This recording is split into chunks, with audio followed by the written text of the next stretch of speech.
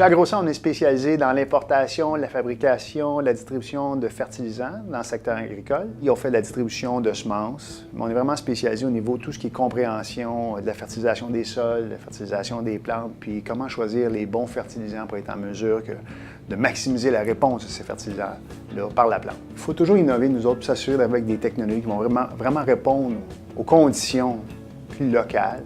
Puis c'est une façon de réussir à se démarquer. Qu'est-ce qui se fait ailleurs? Un des gros défis de la relève, c'est vraiment de montrer la crédibilité dans l'industrie.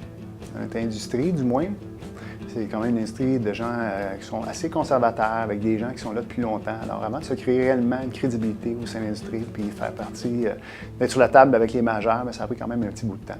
Alors, la passation des pouvoirs dans un projet de continuité, pour nous, ça s'est fait de façon graduelle. C'est sûr que moi, j'ai commencé comme représentant des ventes, ensuite cheminé vers la direction des ventes, ensuite la direction générale.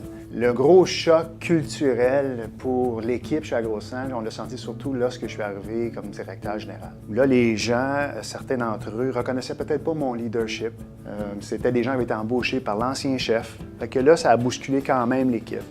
On a passé au travers de ça. C'est sûr que j'ai des gens qui sont restés, des gens d'expérience chez AgroSan, puis des nouveaux qui sont rentrés, puis sont entrés avec la volonté de vouloir m'accompagner dans le projet. Puis c'est ça qui a fait que ça a bien fonctionné. Un bon projet de continuité, il faut vraiment être patient. Il faut que le chef sortant ait la patience de rester assez longtemps pour assurer qu'il y a un projet viable à long terme. Jean-Marc Arnois est encore présent dans l'entreprise.